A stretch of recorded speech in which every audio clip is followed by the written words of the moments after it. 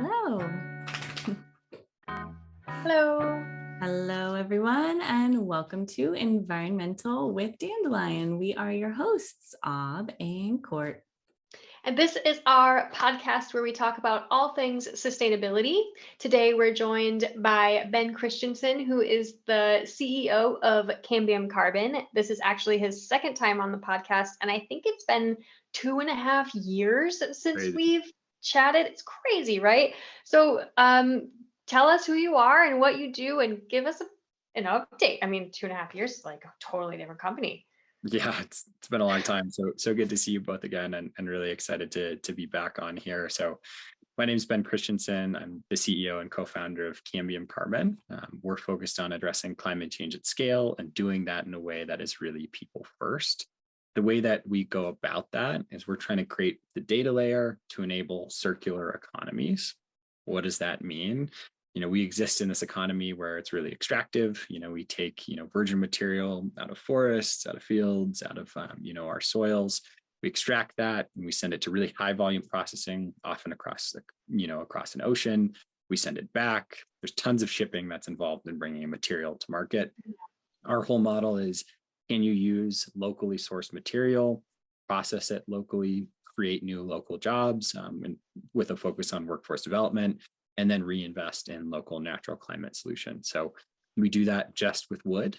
We're focused on salvaged material and really bringing that to large buyers in the circular economy. And we help those large national buyers access local material at scale. So that's the core of what we do. Tons of updates, high level. We're a team of 25 now, which is awesome. Whoa. So lots of growth there. We've raised some capital to really help us scale. We are, working nationally. So we've got, 220 different suppliers across the country now who we work with. We're all using salvaged material, working with some really big clients like CBRE, the nation's largest developer, Room and Board, an amazing, furniture company. We're launching a number of products with them and many, many others. So starting to really bring this product to market and, salvage this material. And we've now reinvested in local climate solutions, so tree planting with a focus on tree equity in 5 different cities across the country, which is great. So starting to see those numbers really climb and our impact really climb as well. Wow. Incredible. I think last time we spoke, you guys were only rolling out, I think you chose 7 cities across the country, and you were just starting that process of like connecting with them, really.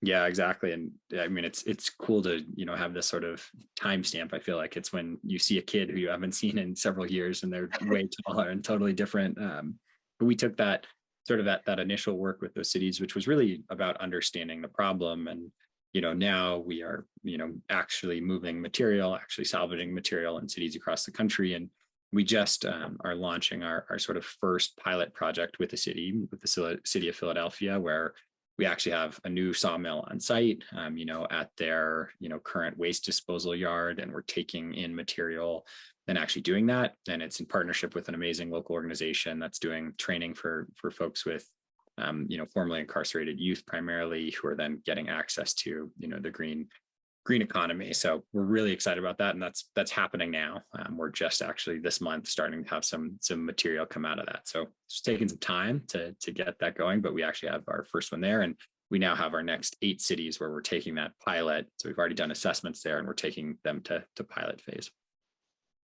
Wow. And they're all with like the at-risk youth community is the main focus there. That's news. Yeah, workforce development more broadly. So that happens to be, at-risk youth.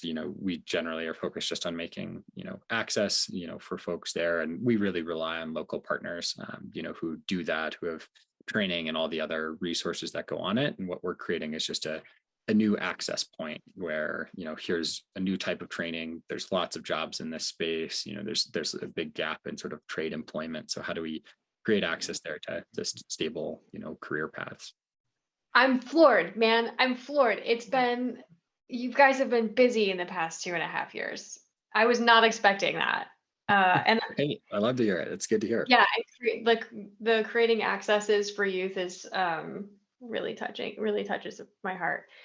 Um, I do want to ask you like about the role that you play in the sustainable transition, and if you're feeling like, I mean, you're hitting so many different points right now, and if you feel like you're reaching that role, and what role you see for Cambium Carbon and yourself in the future. Yeah, absolutely. So I would say there's a couple of ways that we think about it. One is sort of directly within our industry more broadly. So global wood demand is, projected to continue to really grow. It's projected to surge by, Mm. 54%. And the actual, emissions impact of that is projected to pass aviation really soon. So, it's pretty crazy to think about how that impacts the sort of global climate picture. And there's not a ton of real solutions in the space. And what we're really excited about is that all of our material is carbon negative. So we've spent a lot of the last couple of years, really pushing the data, running the numbers, testing it in tons of different ways. And now we're able to really confidently share that, every board that we're bringing to market is significantly carbon negative. And the reason for that is you're keeping that material out of being mulched, which is where you spread it Mhm. out and get off gases. You're also eliminating the transportation emissions associated with a much more global, Mm. supply chain. You're also keeping trees and forests instead of cutting them down. And so there's this sort of cascading impact, that really stacks up in a super exciting way. So that's one piece, is offering, really carbon negative material into a massive, industry that is searching for that. I think another role that we're really trying to play is, the speed at which, our solution can be deployed. And I'm a huge believer that we need the kitchen sink approach to climate change. We need lots of Yeah. different solutions. Ours is, I think, a great one. It is by no means a silver bullet. And so part of that I think makes, ours exciting, though, is that we're dealing with a legacy industry that is often overlooked. There's not a lot of climate solutions focused on wood products, right? Or, the building product sector. And we need more and more of that in overlooked industries. So hopefully showing that you can do that, and you can do that at scale, and you can do that in a way that both investors support, and that also you can build a really strong business case for is super important.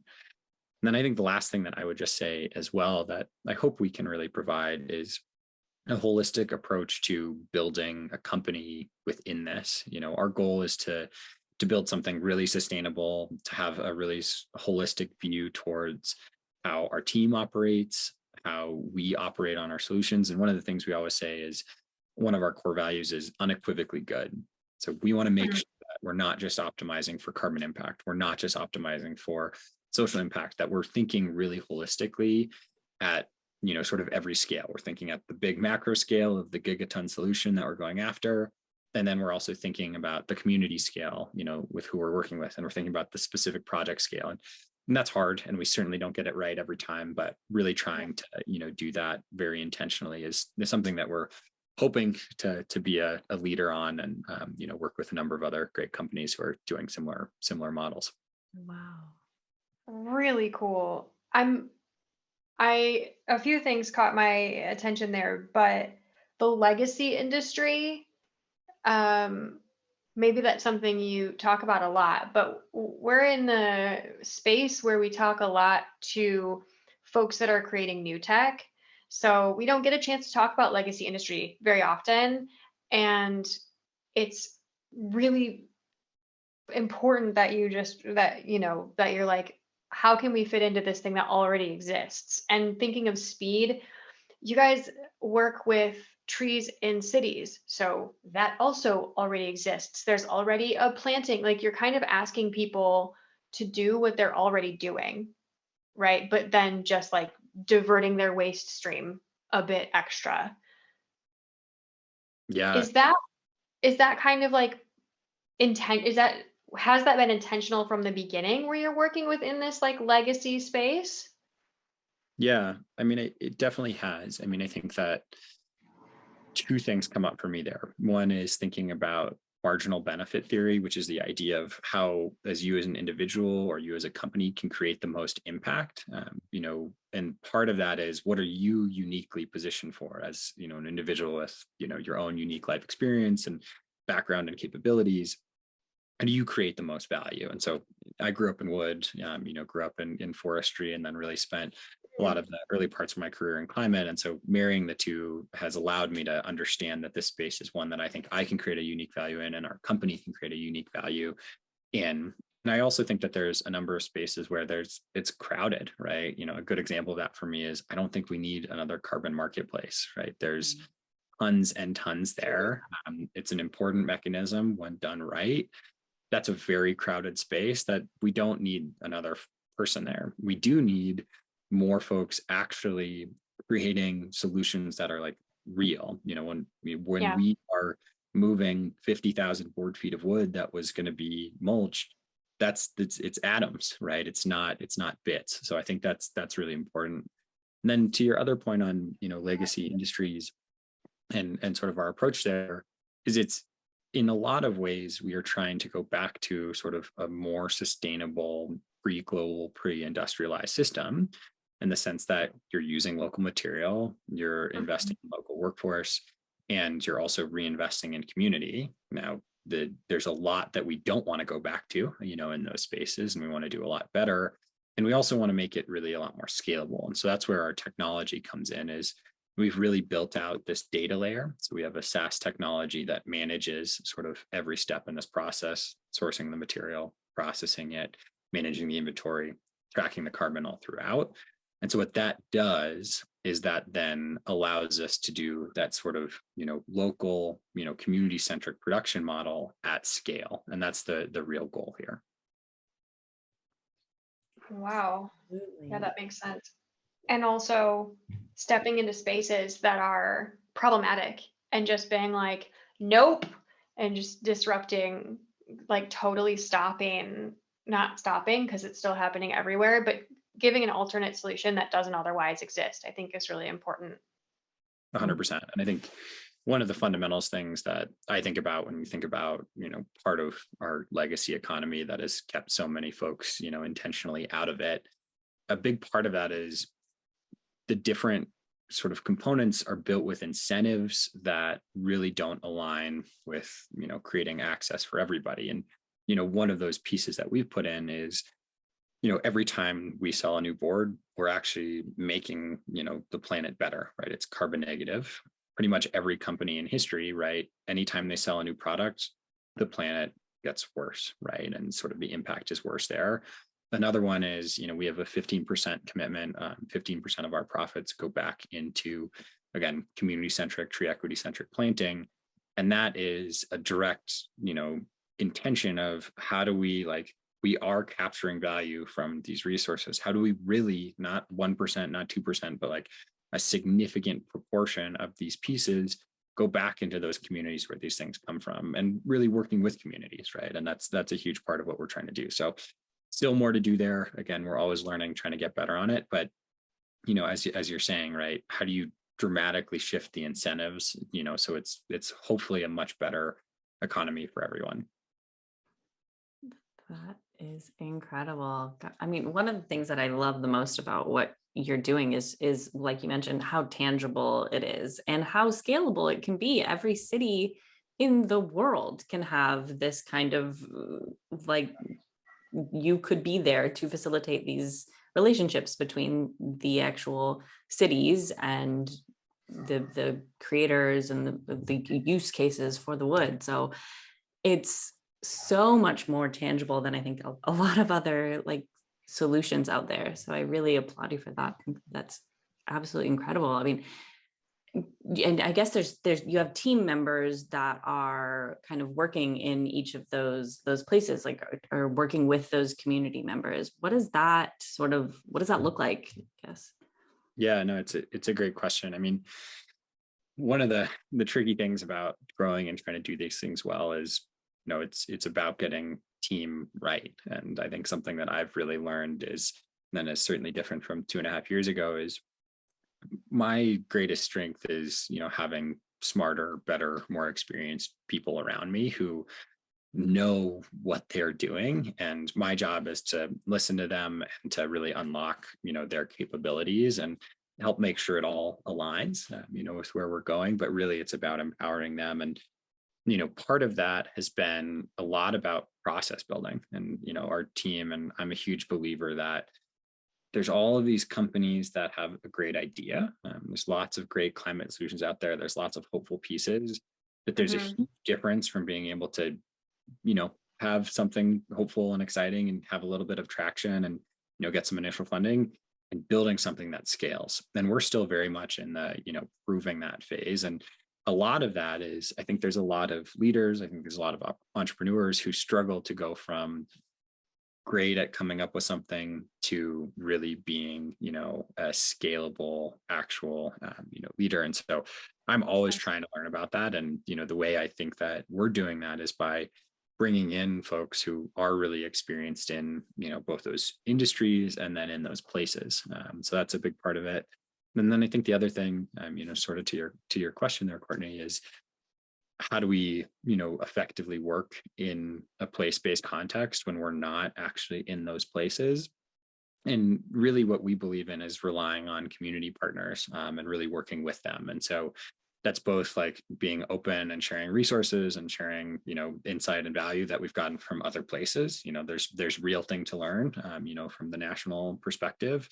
And then also really trusting them to execute and to sort of lead on those pieces. So that's at the city level, that's working with, sawmills and regions that, the species makeup in Portland, Oregon is very different than Portland, Maine, right? And trusting the folks who have done that and also giving them resources. There's shared learnings there. So we try to really, rely on, everyone there. And that's what our name is about. Cambium is it's the connective layer in a tree, right? It connects the roots to the leaves, and it also is the growth layer. So it grows the tree outward. So that's our goal, is to connect and to grow. I really appreciate it. Really appreciate all the things that you just said, about empowering your team, building processes, trusting community partners, and also about the difference between having a proof of concept and being able to scale. Yeah. We work with folks in that in between space a lot. And the sustainability and regenerative world is kind of there right now. All the people, all of the new tech and all of the companies working with legacy industries, we're trying to solve problems, and it's interesting, we're on this same trajectory of here's an idea, okay, I made it, now it's time to commercialize, and the world is trying to commercialize sustainability. And now there's this also weird intrinsic competition to be it's a little less collaborative than we kind of wish it was, because there's not enough space for everyone to commercialize all at the same time. There's not enough investment, there's not enough money. It feels a little bit, we're on the outside a bit, we just help people Sure. with this transition, but it feels a little bit backwards in some ways, because it feels like everyone should be coming together to do this together. You're talking in community and working together and trusting each other and finding partners. That's proven to be a bit of a challenge, I think. Do you find that too? Yeah, absolutely. And again, there's certainly spaces where we see that to be really, really effective, and it works really well. We also see a lot of spaces where we are still operating from, a scarcity mindset. And we operate in that because a lot of that is true. And, I think it's important to name and understand that there are very real constraints for bringing climate solutions to scale more broadly, certainly in our space, and that you can't create these things by having everybody have unlimited resources and everything perfect. We live in a world where things are mutually exclusive. If you're going to do this thing, you're not going to do another. And I think that, what I really think about as an entrepreneur and as a leader of our company is controlling the controllables. And I think part of, what we're touching on, and I am really encouraged by, a number of other companies who I see doing this really well. I also, get discouraged by when I see this in the space not being done well, but is focused on being really disciplined. And I think that, there's this sort of dangerous trend that I'm seeing right now within the climate tech space more broadly, where I feel like 5 years ago, even 2.5, 3 years ago, a lot more of the folks in the space were there because they've been there. Like, this is my life's work. My whole life has been dedicated on. I started working on this when I was like 5, and it's not a problem that's ever going to go away from me. This is what I'm focused on. And there's now a lot of folks in the space who see it as an opportunity, right? Who see it as a, whether it's a financial opportunity or putting themselves at the center of visibility opportunity. And what that to me shows is a lack of discipline, within the space, is not being focused on real solutions, real execution. And we start to see a lot more companies that are more hype centric, right? And that's where you see companies that, push into spaces that, it's all about growth, but they're not actually thinking holistically and executing. And so I think the way that we, again, as individuals and as organizations, the more that we can be very focused on controlling what we can control, the more that we actually switch out of that scarcity mindset, because it's about doing the real work, and it's about doing the real work consistently. It's not about the publicity or the big hype or the potential. It's about, can you do it? So last question before we're out of time, and it's a bit of a conceptual one, because we're marketers, and I think bringing sustainability to the mainstream is like one of our goals, right? So people understand it, so people like really see it and like want to get on board. Companies that bring hype bring people, bring information. So I 100% hear you on being disciplined, and greenwashing is bullshit, and etc. But how do you create hype, and how do you get people interested if you don't have those people who have been working on it? Doesn't that feel a little bit like gatekeepy? Yeah, I think that you need both. And I think that, this is the challenge, is that we are trying, again, as folks in the space, to tell a story of the world state that we want to see. It doesn't exist today. When I talk about a gigaton solution, that's where we're going. That is definitionally, that's hype. That's not real today. And at the same time, we should talk about where we want to go, and we should create that vision. I think that the balance there is that as you bring in folks with large audiences who can tell this story, we need that. That is 100% true, and that's 100% real. I think where the danger comes in, and this is what I'm trying to encourage, is that folks get lost in that. They think that that is where they should only focus. And what happens, right? And you see this with lots of organizations, and it's not just in the climate space. This happens all over. This is a classic. Yeah. Where people focus on the potential, and they don't focus on building and building and building. And you need to just do both, right? And the reality is the potential is amazing, with what we're doing. The building of it, it's slow and it's hard, and we're seeing a lot of progress. It's also going to take a lot of time to get to that bigger world state. So I think that's the main thing, is balancing both of those pieces. Yeah, making sure you're like really doing it. Yeah, and consistency, right? It's like consistency. Yeah, exactly. Yeah. Well, you are really doing it. Really amazing. Tell us how people can find you. Yeah, absolutely. So you can find us at cambiumcarbon.com. We'd love to connect. Can find us on LinkedIn, any of the socials, Cambium Carbon, and always excited to connect and support in any ways that I can. So Ben Christensen, LinkedIn's a great place to reach out to me. But if there's anything that we can do to support or connect in the space, and if anybody needs wood for anything that they're doing, development or personally, definitely reach out. We're here to help. Wow. Well, thank you so much, Ben, for your time. And thank you, and for everyone for watching. If you like this type of content, please hit that subscribe button. We would love to have you join us on our channel. And Ben, thank you so much for coming back and chatting with us again. And I mean, we cannot wait for the next time that we talk and to hear all about what's happening at that point. 'Cause Yeah, this we'll guy's get like, we'll get something on the calendar for 2025. It's perfect. we'll be Oh my there. gosh, We'll be there. please. Amazing. Thank you all. Thank Thank you. you. Bye.